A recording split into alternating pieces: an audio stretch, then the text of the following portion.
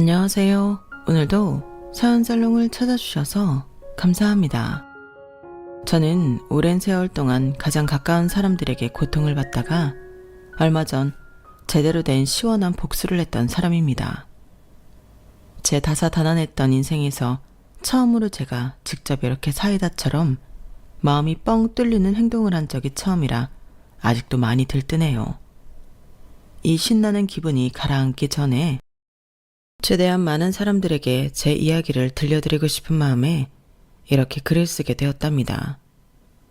요즘 젊은 여자분들은 아마 이해 못할 거예요. 요즘은 세상이 많이 바뀌어서 시어머니가 며느리 눈치도 보고 그런다지만 저희 때는 그런 건 꿈도 못 꿨잖아요. 제가 딱 그랬어요. 제가 남편과 결혼을 할 시절만 해도 아직까지 여자는 시집가면 출가 외인이라고 친정에서도 연을 끊다시피 했던 가족들이 많았던 때였어요. 저희 친정은 남자 어른들이 유난히도 가부장적이고 보수적이었기에 어려서부터 저는 저희 가족들이 전혀 의지가 되지 않았답니다. 제 힘으로 낮에는 공장에서 일하고 저녁에는 졸음을 참아가며 공부를 해서 그 시절에 대학까지 나오게 되었죠. 친정집이 그래도 형편이 좀 되는 집안이라 소녀가장 노릇을 시켜주지 않았다는 게 도움이라면 큰 도움이긴 했어요.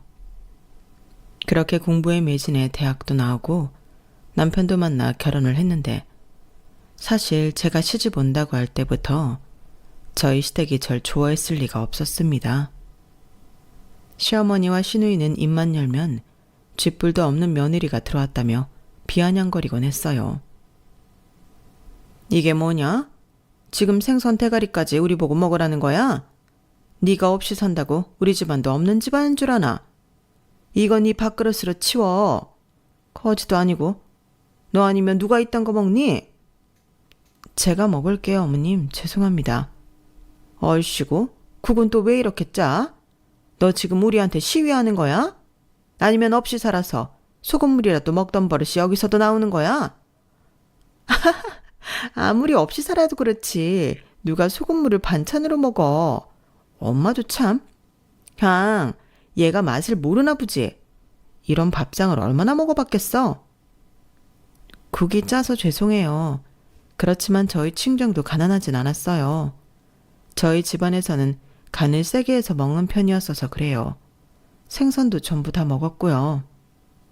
이게 어디서 어른한테 눈 똑바로 뜨고 말댔구야. 이런 식의 대화가 매번 식사 때마다 끊이질 않았어요. 그리고 두 사람은 제 머리며 옷, 얼굴 생김새까지 틈만 나면 촌스럽고 거지 같다고 놀려댔죠. 걸레질 하나만 못해도 멍청하다는 소리를 해댔고요. 시댁은 시어머니가 어려서부터 형편이 좋은 집안 딸이었기 때문에 그 윗세대에서 물려받은 유산만 해도 꽤 많았어요. 다른 남자 형제들에 비해 적게 받은 거였는데도 서울 한복판에 3층짜리 전원주택을 가질 만큼은 되었죠. 그런 집안에 제가 딸랑 제 몸뚱아리 하나만 갖고 들어갔으니 제가 싫은 것도 어느 정도는 이해가 가긴 했죠. 게다가 시아버지는 제가 결혼하기도 훨씬 더 전에 돌아가시고 남편은 중견기업에서 월급을 받으며 일했기에 시어머니는 제가 나타나기 전에도 이미 불만이 쌓여있는 상태였어요.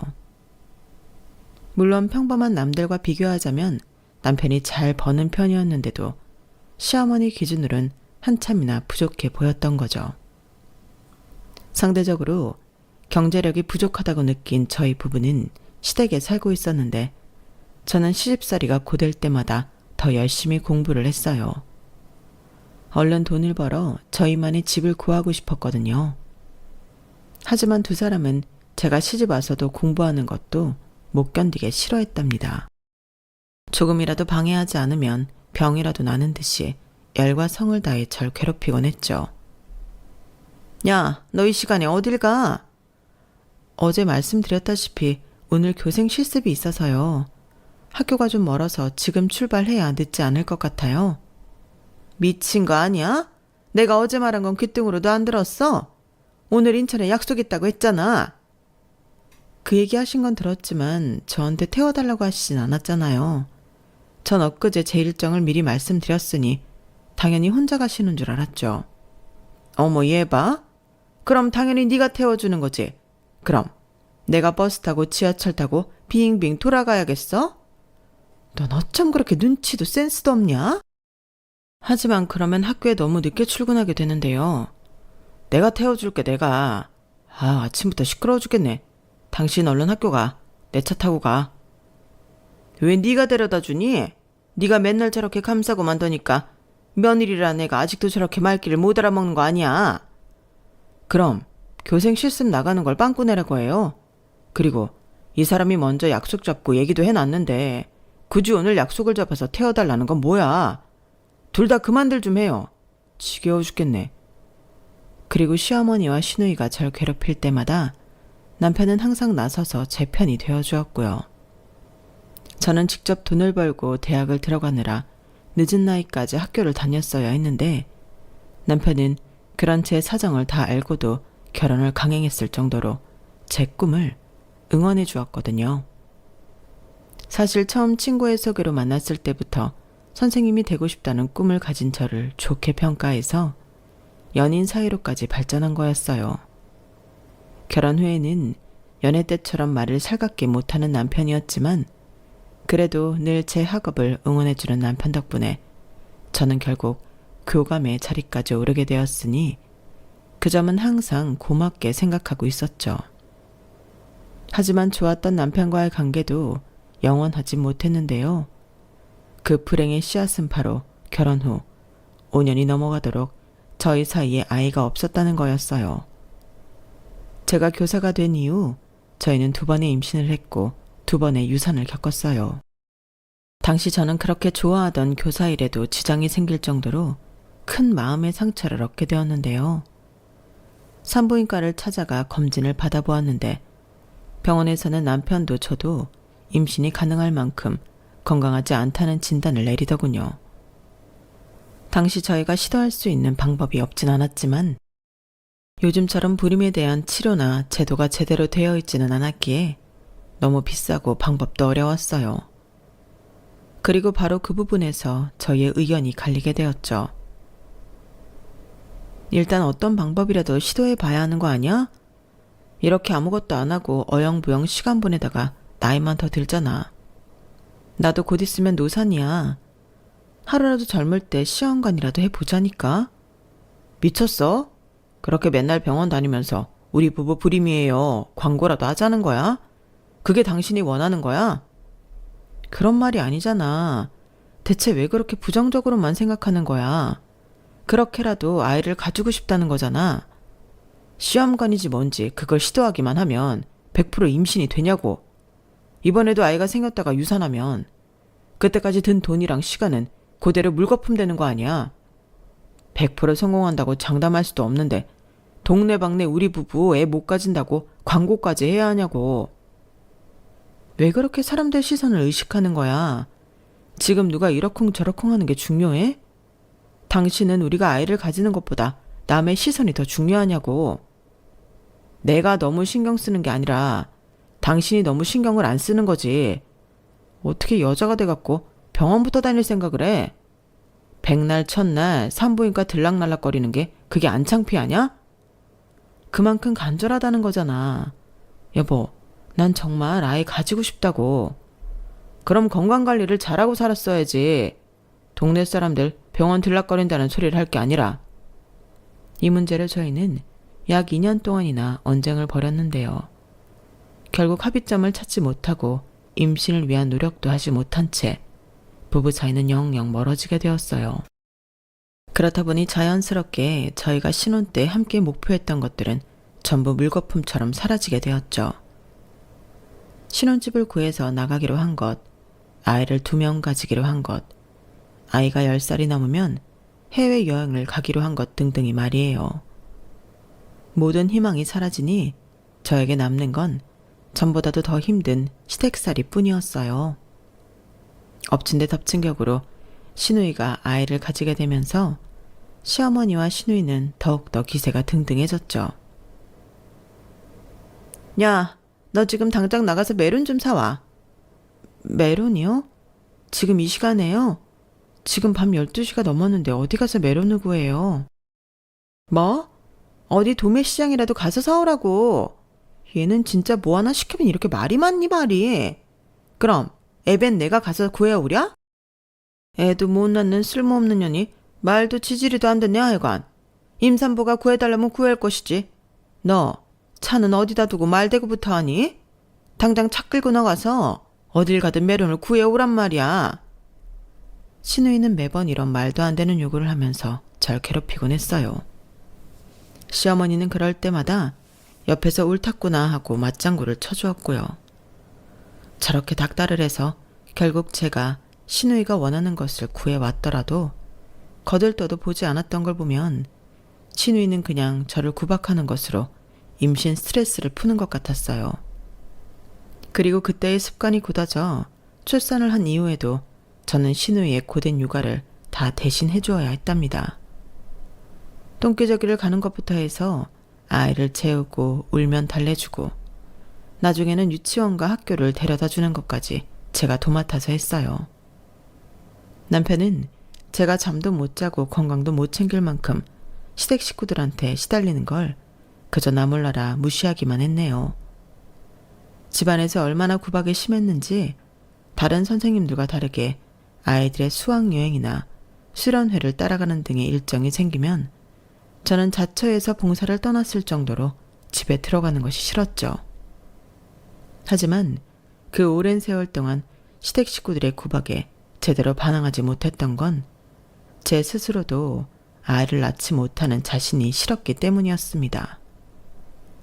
저는 늘 다정한 엄마가 되는 것을 꿈꿔왔는데 제 꿈을 짓밟은 건 다름 아닌 제 자신이었으니까요.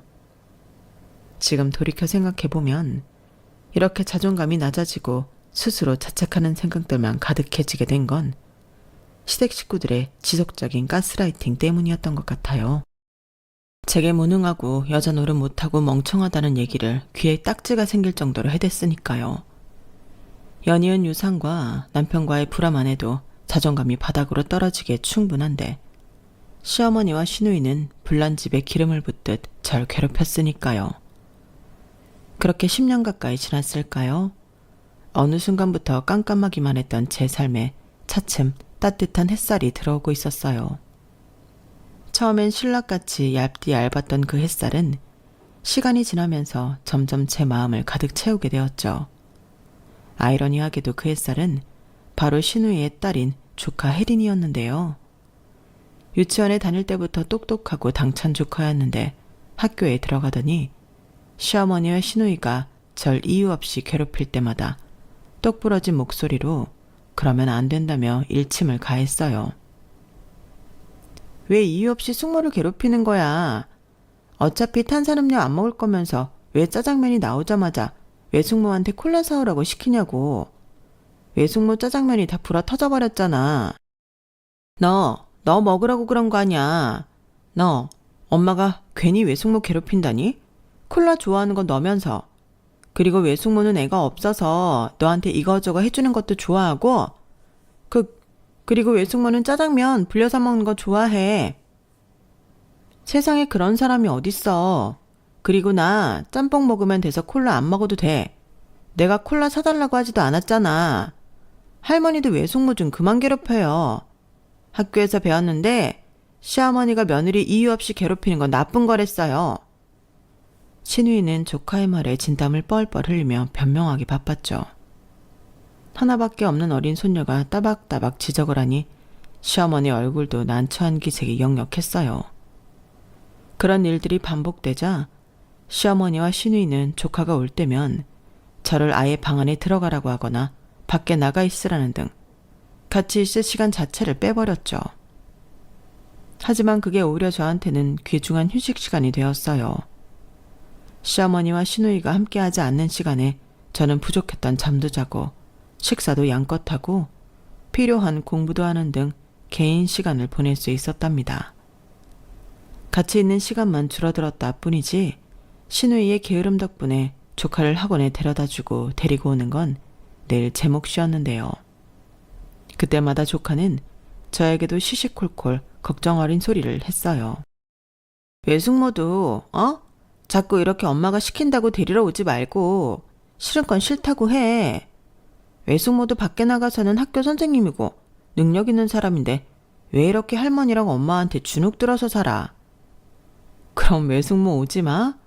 외숙모는 너 데려다 주는 건 하나도 안 힘들고 좋은데? 아이, 그런 얘기가 아니고 외숙모가 맨날 힘들게 일만 하고 사니까 그렇지. 알았어. 힘든 건 조금만 할게. 말만 그렇게 하지 말고 나 중학생 되면 엄마 아빠한테 캐나다로 유학 보낸다고 말 들었어. 이미 서류도 다 만들고 있어. 나 없으면 대체 어떻게 하려고 그래? 차라리 외숙모네 집을 구해 나가서 살아. 아휴, 조그만 게 별소리를 다 하네. 알았어. 자꾸 외숙모가 아무 말도 안 하고 다 해주니까 그래도 되는 줄 아는 거라고. 아유, 속 터져. 사람이 죽으라는 법은 없다고. 남편 대신 절 이렇게나 응원해주는 사람이 생길 줄 누가 알았겠나요. 어려서부터 제 엄마인 시누이보다 제 손을 훨씬 많이 타고 자란 조카는 유학길에 오르기 전까지 든든한 제 편이 되어주었고, 그런 조카 덕분에 저도 조금씩 생각이 바뀌게 되었어요. 조카가 캐나다로 떠난 이후에는 대놓고 반항을 한 것까진 아니었지만 시어머니와 시누이의 신년 노릇을 하는 것보다는 제 일에 더 집중하기 위해 최대한 시간을 확보하기 시작했어요. 교사로서 들어야 하는 것 이상의 교육을 듣기도 하고 필요한 경우에는 시댁 식구들의 연락을 잠시 피하기도 했죠. 그것만으로도 숨 쉴 구멍이 생겼어요. 제가 조금씩 눈에서 멀어지자 시어머니랑 시누이도 어느 순간 그런 저에게 적응을 했는지 예전보다는 덜 괴롭히기도 했고요. 제가 나름의 반항을 하기 전에는 조카의 말처럼 제가 시댁 식구들이 뭔 말을 하던 구분구분 다 해주니 점점 더 심하게 대했던 거죠. 그렇게 저는 남편의 외면과 시댁의 괄시를 어느 정도 무시하는 법을 터득하고 제 삶을 작게라도 꾸려나가고 살았어요. 제 팔뚝만 하던 조카가 다 자라 대학교를 졸업하고 한국으로 돌아와 어엿한 직장인이 될 때까지요. 사회초년생인 조카에게 여러 선물을 사주었을 때는 그때까지 경제적으로 여유가 생길 만큼 열심히 살아온 제 자신이 뿌듯하기도 했어요. 물론 훌쩍 큰 조카가 몇 년 만에 한국에 왔을 때는 제가 키운 딸이 온 것처럼 눈물이 왈칵 쏟아졌죠. 조카도 보고 싶었다며 눈물을 글썽였고요. 남편과 시어머니 시누이가 똥 씹은 표정으로 절 쳐다보긴 했지만 그때만큼은 누구의 눈치도 보지 않고 조카와 안부를 나눴답니다. 그런데 오랜 외국 생활을 마치고 한국으로 돌아온 조카로 인해 저희 가족은 또 한 번 커다란 변화를 맞이하게 되었어요. 거의 10년 동안이나 한국에 없던 조카는 한 번씩 외할머니 집, 저에게는 시어머니 집으로 올 때마다 눈살을 찌푸린 것이었는데요. 예전처럼 조카 앞에서도 저한테 이래라 저래라 하며 심부름을 시키거나 일부러 골탕 먹이지는 않았지만 여전히 가족 모임에서 요리부터 설거지, 청소까지 모든 일을 도맡아 하는 건 저 혼자였기 때문이에요. 사실 저도 그런 생활에 익숙해진 데다가 이젠 아무도 못된 말을 걸지 않아서 편하다는 생각까지 했는데 조카가 보기엔 아니었나 봅니다.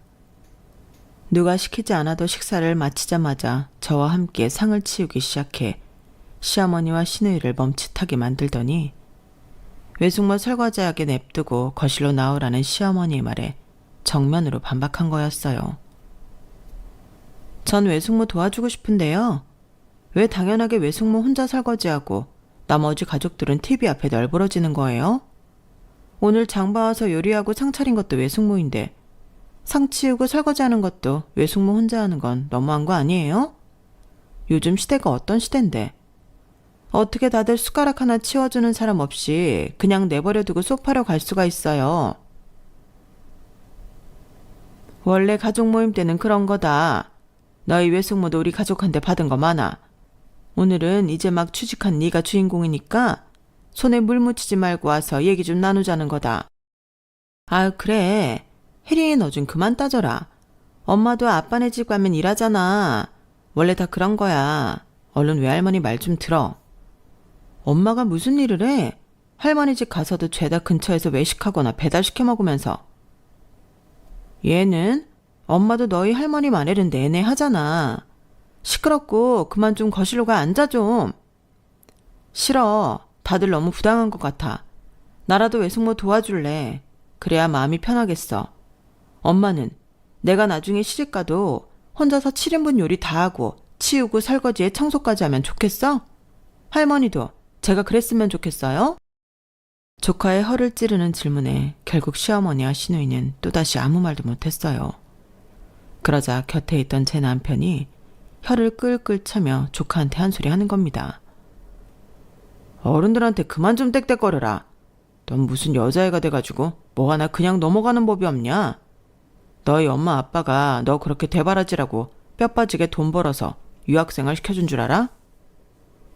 내가 이렇게 말할 게 아니라 삼촌이 먼저 외숙모 편 들어줬어야 하는 거 아니야? 외숙모 남편은 삼촌이잖아. 근데 왜 삼촌도 외숙모를 괴롭혀? 나이도 외숙모가 삼촌보다 훨씬 어린데 그럴수록 잘해줘야지. 새파랗게 어린 게 뭘 안다고 어른들 사정이 이래라 저래라는 거냐? 이게 아주 우냐우냐 해주니까. 태준이 너 그만해라. 하나뿐인 귀한 손녀한테 뭐 하는 거냐? 그래. 혼을 내도 내가 하지. 네가 뭔데 내 딸한테 이래라 저래라야. 밥 다 먹었으면 나가. 남편의 목소리가 커지자 시어머니와 시누이가 동시에 화를 버럭 냈어요. 두 사람은 누가 뭐라 해도 조카만큼은 끔찍이 생각했거든요.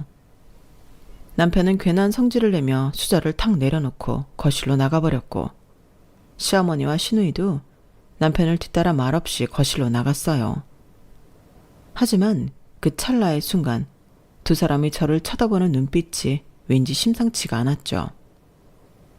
저는 조카와 함께 상을 치우고 설거지를 하면서 조용한 목소리로 이야기했어요. 혜린아, 외숙모 정말 괜찮아. 요즘 시대가 어떤지 잘 알긴 하지만 너희 할머니랑 엄마는 옛날 사람이잖아. 외숙모도 옛날 사람이고. 우리 세대는 너네랑 좀 달라. 평생 이렇게 살아왔으니 별로 힘들지도 않고. 예전처럼 뭐라고 하는 것보단 지금처럼 조용히 일만 하는 게 나로서도 편하고 좋아. 괜히 들쑤시지 마라. 어? 그래도 그렇지. 우리 집은 너무 심하잖아. 캐나다에서 이런 일이 있었으면 외숙모가 얼마나 유리하게 이혼할 수 있는지 알아? 그렇지만 이건 외숙모의 삶이잖아. 내가 알아서 할 테니까 너는 엄마랑 할머니한테 살갑게 좀 해드려. 다들 너 오랜만에 봐서 얼마나 네 소식 궁금해하는지 알잖아.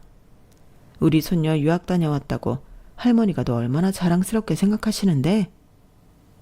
조카는 제 타이르는 말에 결국 설거지 중간에 거실로 나가 나머지 가족들과 대화를 나눴어요. 그리고 그날 이후로는 더 이상 가족들 앞에서 따박따박 맞는 말을 하는 것을 자제했답니다. 저는 내심 그 정도로만 끝난 게 다행이라고 생각을 했어요. 시어머니와 시누이도 그 일로 절 따로 괴롭히지 않았고요. 그렇게 그날의 일이 잊혀질 때쯤 저희 가족은 시어머니의 70번째 생신을 준비하게 되었어요. 칠순을 맞이한 시어머니는 이번 생일엔 특별히 여행을 다녀오고 싶다고 하셨죠. 저는 시어머니가 돌아다니기 편하도록 날씨가 온화하고 대중교통이나 택시가 잘 되어 있으며 현지 음식도 잘 맞는 그런 여행지를 5군데 조사해 시어머니한테 정리해드렸어요. 시어머니는 제가 알아온 걸 전부 검토한 다음 가장 가까운 일본을 선택했죠. 저는 당연히 여행과 관련한 모든 허드렛 일은 제가 하는 거라고 생각하고 시어머니한테 물어봤어요. 알겠어요, 어머님. 그럼 여기로 비행기표 예약할게요. 다들 금요일 저녁 괜찮으시죠? 아니, 비행기 예약은 하지 마. 엄마가 이번 여행은 비행기가 아닌 배로 가고 싶으시대. 배로요? 일본까지요? 그래, 배로 갈 거다. 요즘 어디 텔레비에서 나오는 거 보니까 크루즈 여행이 그렇게 새로운 재미라더라. 내가 비행기는 타봤어도 이 나이 되도록 크루즈 여행은 안 해보지 않았냐. 이번에는 비행기 대신에 배편을 좀 알아보고 싶다. 아, 네, 알겠어요. 그럼 제가 배를 새로 알아볼게요. 아니야, 내가 할게. 나 아는 지인 통해서 구하면 싸게 좋은 자리를 구할 수 있거든. 그리고 너 자리도 예약해 놓으려고. 너도 이번에는 같이 가자. 저도요? 저번에 우리 혜린이가 그랬잖아. 우리가 너한테 너무 막대한다고. 자기가 시집가서 그런 취급 받았으면 좋겠냐고 말이야. 그 말 이후로 엄마랑 내가 얘기를 좀 해연히 했어. 우리가 그동안 너한테 좀 너무했다 싶은 생각이 조금 들더라고. 갑자기 신우이가 그런 얘기를 하는데 솔직히 처음에 전 신우이가 뭘 잘못 먹은 줄 알았어요. 장난을 치는 건가 싶어서 아무 말 없이 신우이의 얼굴을 뚫어져라 쳐다봤더니 신우이는 멋쩍은 표정으로 눈을 피하더군요. 어쨌든 그래서 이번 여행은 너도 같이 가는 거니까 그런 줄 알아. 그럼 제가 호텔이랑 다른 곳들 전부 예약할게요. 그래. 좋은 곳으로 알아서 예약해놔. 어색한 얘기를 한 것도 모자라 웬일로 신우이가 알아서 크루즈표를 구하겠다고 나서길래 저는 진심인가 싶어서 조금 마음이 흔들렸어요. 집에 와서 여행에 필요한 나머지 것들을 준비할 때도 신우이의 말이 계속 떠오르면서 그 오랜 세월 동안 고생했던 게 이런 보답을 받는구나 싶어서 솔직히 눈물도 찔끔 났고요. 저는 최대한 시댁 식구들 취향과 사정에 맞춰 숙소, 음식점, 현지 교통편까지 전부 예약을 해두었어요. 그리고 시댁 식구들, 시어머니와 신우이와 남편에게도 이 모든 정보를 공유해줬어요. 저도 모르게 이번 여행은 조금 다를 거라는 기대를 가지면서요. 그렇게 시간이 흘러 여행이 하루 앞으로 다가오게 되었어요. 전날 저녁, 저는 분주하게 짐을 싸느라 잠도 거의 못 자다시피 했습니다. 시어머니와 신우이가 챙기기 싫다고 저한테 대신 챙기려고 한 것들이 너무 많아서 거의 이삿짐 싸듯이 준비를 해야 했거든요. 드라이기, 샴푸, 린스, 즉석밥, 김치, 후라이팬 등 가장 큰 사이즈의 캐리어에도 다 담기지 못해 캐리어를 하나 더 썼어야 했어요. 원래도 틈만 나면 외박을 하던 남편은 여행 전날까지도 외박을 하면서 자기 짐도 알아서 챙기고 오라고 했죠. 결국 저 혼자 4명분의 짐을 챙겨 아침 일찍 항구로 나가야 하는 것이었어요. 저는 혼자 낑낑대며 제 몸만한 캐리어 3개를 겨우 싣고 약속 시간인 아침 8시 10분 전에 항구에 도착했는데요. 10분 전이니 다들 곧 오겠거니 하고 기다리는데 30분이 지나고 1시간이 지나도 아무도 모습을 드러내지 않는 거예요. 연락도 되지 않았고요. 처음에는 그때 비가 추적추적 내리고 있어서 교통편 때문에 다들 늦는가 보다 싶었어요. 그래도 1시간이나 늦는 건 이상하다는 생각이 들었지만 일단 표를 새로 끊어야 하나 싶어 일본 가는 크루즈 여행 배편을 알아보았는데 그날 일본으로 가는 배편은 존재하지도 않는다는 황당한 답변을 듣게 되었어요. 크루즈 따위는 애초부터 없었다는 얘기를 듣고 이게 대체 무슨 일인지 혼란스러워하는데 1시간이나 연락이 안 되던 남편에게서 전화가 오는 겁니다. 그것도 영상통화로요. 저는 얼른 전화를 받았어요. 여보세요? 다들 지금 어디예요? 나는 지금 항구 앞인데. 아직도 항구라고? 어머, 얘 비까지 맞고 있는 거 봐. 엄마, 이거 봐봐. 화면의 가운데 밑엔 남편의 얼굴이 있었고 그 위 양옆으로는 시어머니와 신우이가 절 들여다보고 있었어요. 두 사람이 뒷배경을 다 가리니 대충 실내에 있다는 것 알겠는데 정확한 장소를 모르겠더군요. 세 사람은 화면으로 절 보면서 깔깔거리면서 웃었어요. 비 오는 항구 앞에서 아주 물에 빠진 생쥐꼴이 됐구나. 그럼 그렇지. 엄마가 말했지? 얘는 의심 같은 건 일절할 줄 모른다고. 천치 같은 게 그런 생각을 할 것 같아? 우리 공항이야, 공항. 당신 정말 몰랐어? 너도 진짜 무식하다. 어떻게 그걸 믿냐? 우리는 이제 30분 뒤에 발리로 날아가니까 혼자 일본을 가든지 아님 항구에서 계속 비를 맞고 있던지. 그리고 너, 내가 경고하는데 우리 딸 번호 지워라. 내가 저번에도 둘이 연락하고 지내지 말라고 했지? 이제 너한테 애 등에고 심부름 시킬 일 없으니까 얼른 지워. 신우의 말을 끝으로 전화는 끊어졌고 그제서야 저는 세 사람에게 완전히 속았다는 걸 깨달았어요. 혼자서 무거운 캐리어를 이고 치고 비까지 맞으면서 서 있는데 순간적으로 눈물이 왈칵 쏟아졌죠. 그 오랜 시간 동안 구박을 받고 살았으면서 잠시라도 그 인간들의 마음이 진심일 거라고 믿은 스스로가 너무나 바보 같았어요. 그리고 그때까지 묻어졌던 제 감각이 다 살아나는 것만 같았습니다. 무시당하고 괄시당하는 게 일상이라 아무렇지 않다고 믿었는데 그것조차 스스로를 속이고 있었던 것 같아 그동안엔 제 삶이 못 견디게 불쌍하고 처량하게 느껴졌죠. 그렇게 한참을 빗속에서 울었던 것 같네요. 겨우 감정을 추스르고 집으로 오는 길에 저는 이대로 당하고 있을 수만은 없다는 생각이 점점 강렬하게 들었어요. 그 오랜 세월 동안 세 사람한테 당했던 걸 생각하면 어떤 짓을 해도 분이 풀리지 않을 것만 같았죠. 집에 와서 따뜻한 물에 몸을 담그고 생각하다가 불현듯 좋은 아이디어가 떠올랐어요. 제가 이 집에서 온갖 허드렛 일을 하던 기간이 워낙 오래되다 보니 생각하면 생각할수록 제가 알고 있는 시댁 식구들의 약점이 많더라고요. 게다가 그날 이후로 일주일 동안이나 시댁에는 저 혼자였고요. 저는 일도 잠시 잊을 만큼 열심히 복수를 준비하기 시작했습니다. 여자가 한을 품으면 5개월에도 서리가 내린다는데 그걸 직접 시댁 식구들한테 느끼게 해줄 참이었어요. 일주일은 빠르게 흘러 어느새 시댁 식구들이 귀국하는 날이 되었어요. 저는 일찍이 공항에 나가 입국하던 시댁 식구들을 기다리고 있었어요. 입국장을 나오던 시댁 식구들은 차키를 들고 기다리고 있는 절 발견하고는 어떻게 알고 왔냐며 살짝 의아한 말투로 질문을 던지더군요. 자기들이 일주일 전에 저지른 짓은 이미 다 잊은 것 같았죠. 저는 평소와 똑같은 말투로 그럼 내가 짐을 나르러 오지 어떻게 왔겠냐며 대꾸했고 귀국 일정은 신우이가 은연중에 얘기를 했다고 둘러댔어요. 실제로는 신우이의 컴퓨터로 들어가 예약 내역을 확인해서 알아낸 것이었지만 신우이는 내가 그랬었나? 라고 의심 없이 그 말을 믿으면서 당연하다는 듯 저에게 짐을 맡겼어요. 저는 자연스럽게 세 사람의 짐을 건네받으면서 말했죠. 저번에 말씀드렸던 칠순잔치 그거 지금 바로 가셔야 돼요. 칠순잔치? 그게 오늘이라고?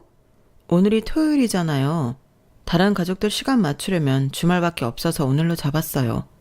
저번에 말씀드리긴 했었는데 아무리 그래도 그렇지 네가 이 늙은이를 죽이려는 거야? 어떻게 비행기 타자마자 바로 칠순잔치를 가라는 거야? 오늘이 아니면 다음 주를 미루거나 저번 주를 땡겼어야 했는데 어머님이 그건 싫으시다고 오케이 하셨어요. 내가 그랬던가? 뭐 아무렴 어때 엄마. 그냥 가자. 엄마 발리에서 산 그 원피스 그거 입자. 촌스럽게 한복 입지 말고. 너 한복 같은 거 준비 안 했지? 준비했는데 그냥 안 입는다고 다시 연락드릴게요.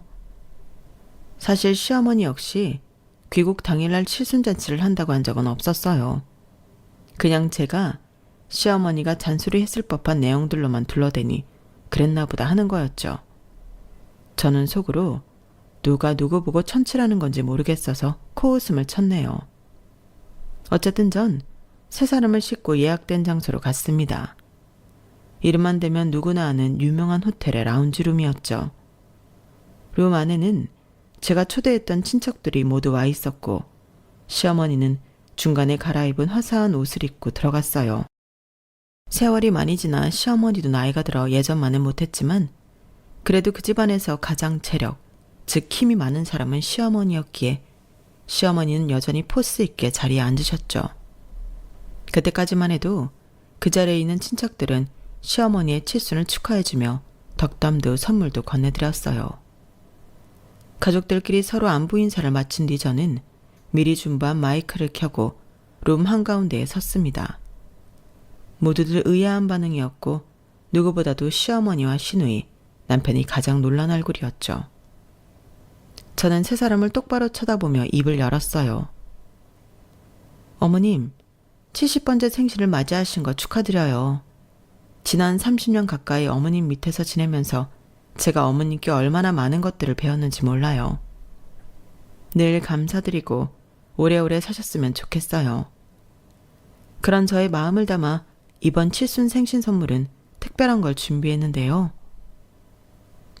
그리고 제가 품에서 종이 한 장을 꺼내어 읽기 시작하자 곧바로 루마는 웅성거리는 소리로 가득 차기 시작했어요. 기억하시죠? 15년 전 제가 저희 부부의 신혼집을 마련하고 싶어서 분양받았던 아파트가 있었다는 걸요. 그때는 그런 아파트 청약 따위는 별거 아니라며 차라리 그걸 담보로 저희 형님 명의의 카페를 차리고 싶다고 해서 그대로 내주었었잖아요. 물론 더 이상 남편과 따로 살고 싶은 마음은 없어서 제가 내버려 두고 있었지만 그 아파트 값이 지금은 자그마치 28억이에요. 제 말을 들은 시어머니와 시누이, 남편의 얼굴이 창백해졌어요. 저는 시시각각으로 변하는 세 사람의 모습을 즐기기 시작했죠. 그 아파트 하나로 남편이 치킨집, 아이스크림 가게 망쳐놓고 형님이 카페 망쳐놓을 자금을 모두 마련하셨죠. 그러면서 잃은 돈이 부자인 어머님 기준으로 그렇게 큰 돈은 아니시죠. 그래서 담보를 철회하려고요. 이미 은행에 방문해 제 의사를 전부 밝힌 상황이고요. 아마 다음 주부터 많은 연락을 받게 되실 거예요. 깜짝 놀라셨죠? 제가 환하게 웃으며 서프라이즈를 외치자 시어머니는 테이블을 힘껏 내려치며 너, 니년이 감히? 라며 호통을 치셨지만 더 이상 할 수 있는 말이 없었는지 애꿎은 테이블만 계속 내리치셨어요. 시누이는 믿을 수 없다는 얼굴이었고 남편 역시 비오듯 땀을 흘리기만 했죠. 사람들은 더욱더 웅성거리기 시작했어요. 그리고 전 마지막 쐐기를 박았습니다. 아참, 어머님 예전에 부모님께 물려받았다는 집도 형님이 어머님 몰래 대출 몇 건 받은 거 여전히 걸려있는 거 아시죠? 어머님 딸을 너무 고급지게 키우셔서 그런지 돈 쓰는 스케일이 남다르더라고요. 혜린이 유학자금이 어디서 그렇게 넘치게 나왔나 했더니 그게 다 어머님 집에서 나온 거였더라고요. 이건 알려준 제가 고맙죠. 오늘이 그냥 생신도 아니고 칠순이시니까 이건 보너스예요.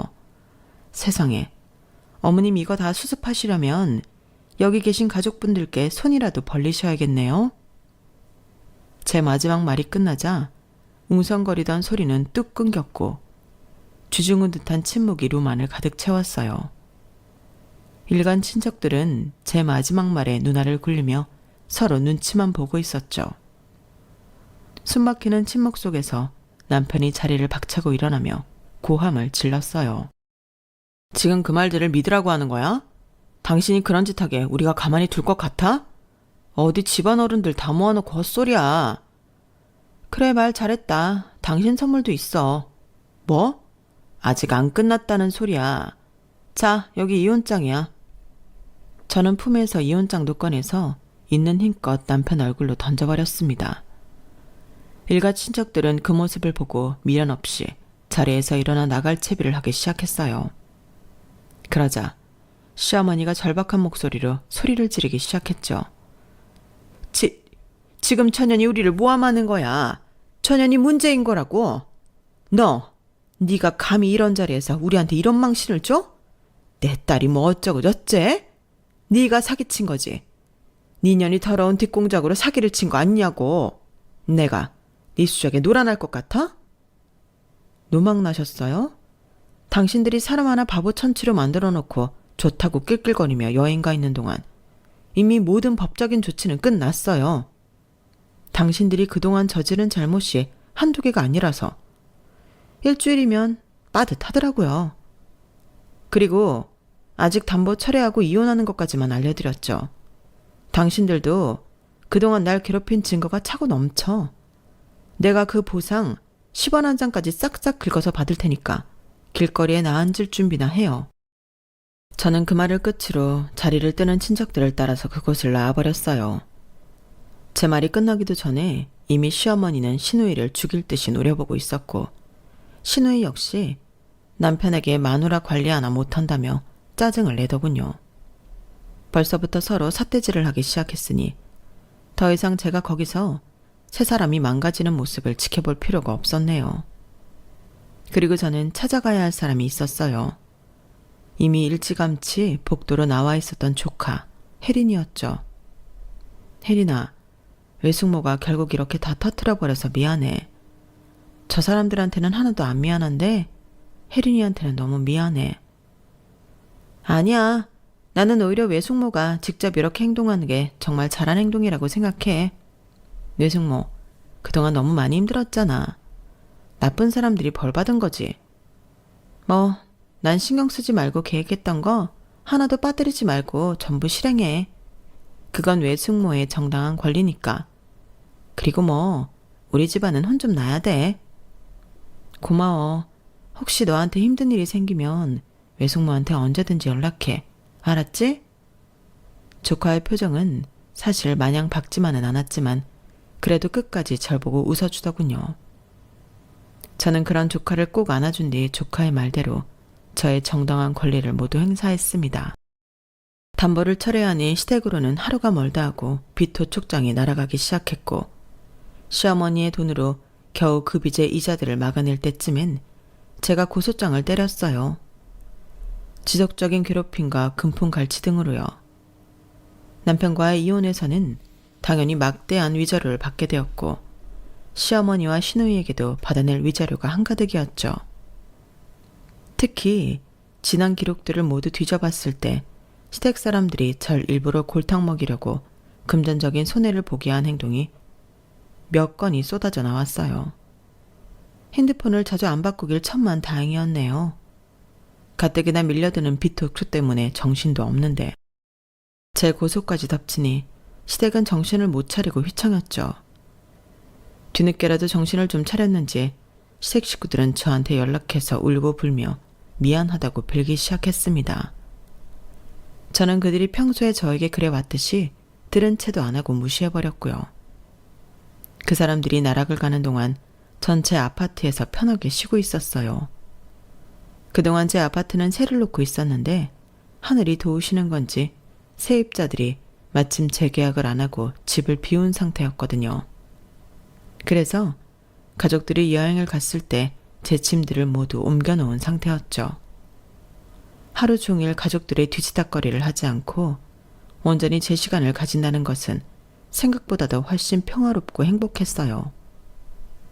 시댁으로부터 하나 둘씩 입금이 되어야 할 돈이 들어올 때쯤엔 저는 안식년을 선언하고 잠시 휴양지로 여행을 떠났답니다. 드넓은 자연을 보면서 제 지난 삶을 되돌아보았죠. 스스로가 바보 같게 느껴지기도 하고 또 힘든 일들이 떠올라 목이 메이기도 했지만 그런 상황 속에서도 제 자신을 돌보기 위해 노력하면서 이룬 것들이 스스로 대견하다는 생각도 들었죠. 그리고 결과적으로는 절 괴롭혔던 그 인간들에게 제대로 된 복수에 성공했으니 저라는 사람이 마냥 바보는 아니었더라고요. 지금은 여행을 다녀와 아침에는 요가를 하고 유기농 건강식만 직접 만들어 먹으면서 평화로운 시간을 보내고 있답니다. 조카와는 아직도 자주 연락하며 지내고 있고요. 저는 이제야 제 삶이 더없이 만족스럽고 행복해요. 그리고 만약 저처럼 당하고만 사는 삶이 익숙하다고 느끼는 분이 있다면 꼭 그 삶에서 안주하지 말고 정당하게 스스로의 권리를 챙기라고 말씀을 드리고 싶어요. 제 이야기는 여기까지랍니다. 긴 얘기 들어주셔서 감사해요. 다들 행복한 하루하루 보내시길 바랍니다. 여러분, 사연 댓글에 응원과 현명한 조언 부탁드려요. 좋아요와 구독은 저에게 큰 힘이 됩니다. 오늘도 좋은 일 가득하세요.